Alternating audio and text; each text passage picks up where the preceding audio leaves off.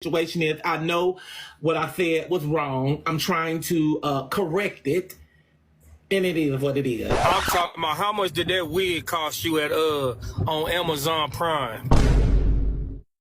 Oh, them is dreads? Yes, it is. Man, them motherfuckers look like hot fries.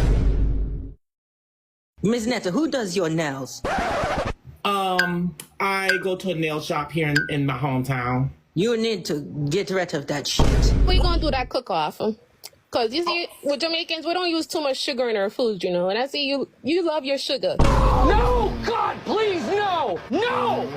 No! If you don't like food, you don't like it. I mean, no, you can cook. I just won't come back to Jamaica, period. It doesn't matter to me. That's out of the U.S.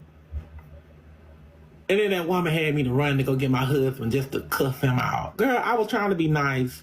And I did just what she said. She even told me, you go get him now.